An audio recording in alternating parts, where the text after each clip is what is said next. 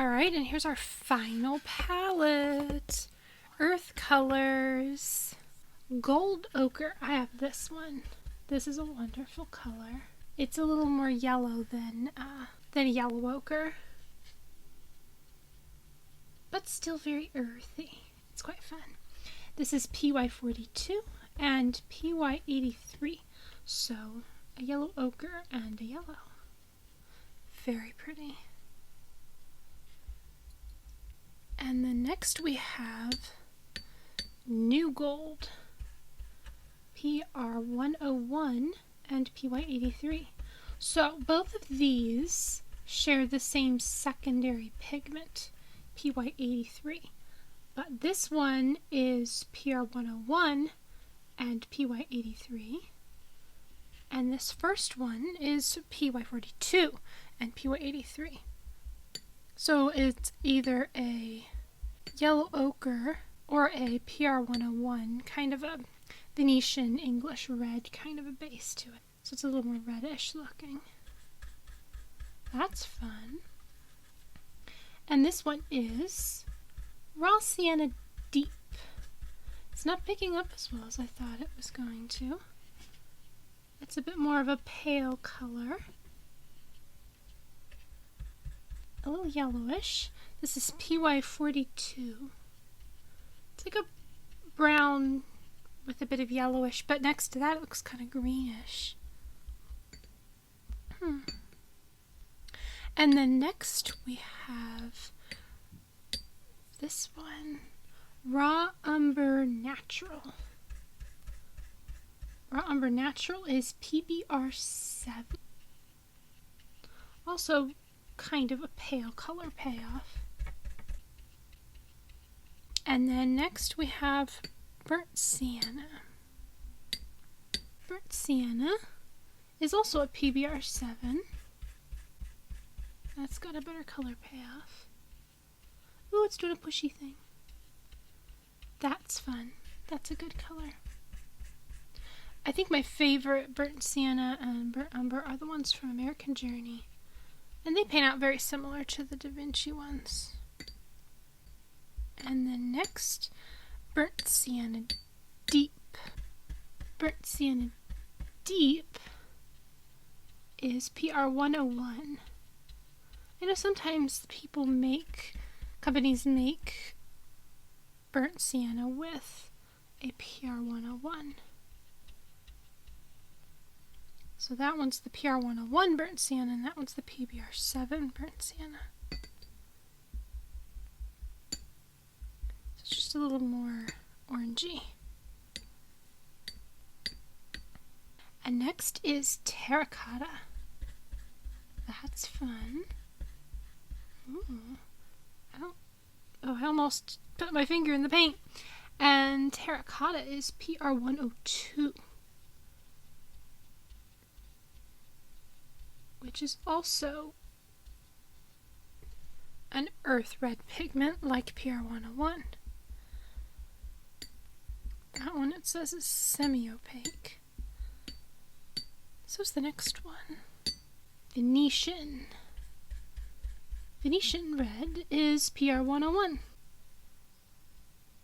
Oh, that looks much more brown than I was expecting for a Venetian. Oh, I got some on the table. And then the next one, first one on the second row, is Indian red. Indian red. Indian red is PR101 and is also opaque. This is much more red looking than that one. Kind of more pinky purpley looking. And then we have Brown Matter parentheses Quinn, which is PV19 and PR101. That's an interesting mixture. That looks kind of like an English red. Interesting. And then Violet Iron Oxide. PR101. So more like a Caput Mortem then, right?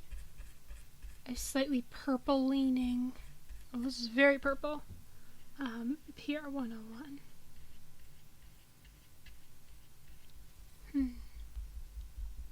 And then we have Burnt Umber after this. Burnt Umber is PBR7. That's a good color.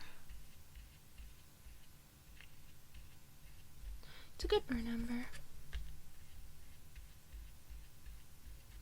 And then Raw Umber, also PBR7, is the next one. So a little bit less warm of a color. This actually looks like a sepia. The Raw Umber from Sennelier is very greenish. I end up using it, but this one's a good color. Sepia is PBK6 and PBR7. So a black and a brown. And the next is Denise's Gray. This is the first one on this chart with a little exclamation point next to it on this tray. PB36 and PR101. So it's a gray that uses like a cobalt. I think that's a cobalt. PB36. That's kind of purpley looking. Bloop. My water made a bloop noise. Bloop, bloop, bloop. And then we have Payne's Gray. Ooh, it's blue looking. Ooh. Oh, I got distracted painting it. I picked up way too much color. PBK6 and PB27. Ooh. So like Prussian. My squares are so tiny. Prussian and a black. This is just, I made it so dark. Can you even tell what color that is? Let's, there you go. Payne's Gray with a Prussian. That's a good set of pigments for a Prussian. For a Payne's Gray. Using a Prussian is a good... The paint's not called Prussian. It has Prussian in it. And then Neutral Tint. Neutral Tint, aka black. Neutral Tint is PBK6 and PB15 and PV19. And I touched the thing and it's having a hard time picking it up. Well, my square's gonna have to be bigger now. I just accidentally made that a nice big square. That's a black and a phthalo blue and a PV19, so like a quinacridone pink or something. That's nice. Maybe we'll see what the color is though. And the next is Ivory Black. See how that compares to the one that's black made with 3 pigments. Ooh. That's not picking up as well as I thought it would. Ivory Black. PBK9. Interesting. I thought it would pick up a lot easier than that. That's much more gray.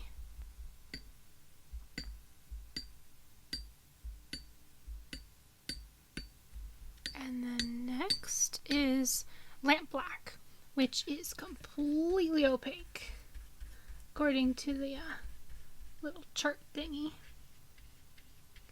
Much more of a black, though, than this one, which was a gray. This is PBK6.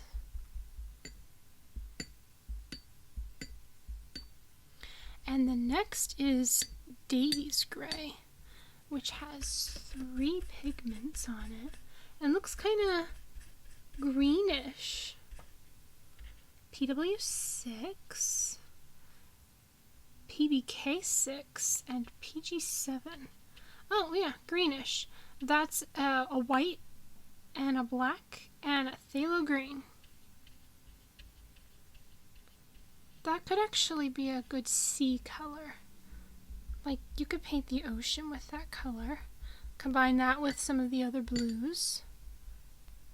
That would be pretty. And then white. Okay. This is Chinese white, PW4 and PW6. Now we're going to have white in our water. But we're about done anyway. Chinese white is semi-opaque, according to this. And this last one is titanium white, which is completely opaque.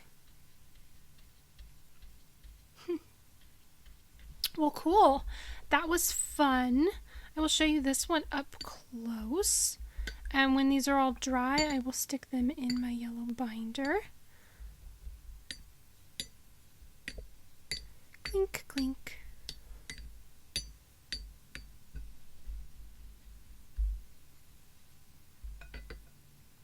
So you can see this up close.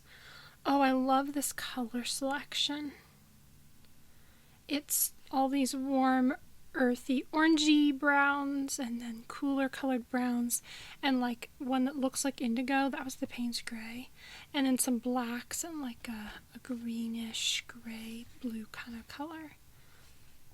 Lots of texture in this one. That was the violet iron oxide. Look at that. Ooh. And then this up close as well. Can you see that? Excuse me. Yeah, I love that tray. That is so fun. And then look at this. Once you finish this, this is what it looks like. It's this whole stack of these trays and then the cards that go with them. So I will show you flipping through the yellow binder once this page dries. Thank you so much for hanging out with me. Hopefully you enjoyed this. Let me know what your favorite colors were or which tray was your favorite.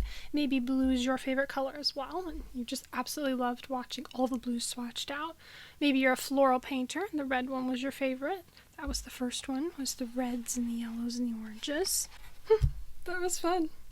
Thank you so much for watching. I will see you in the next video.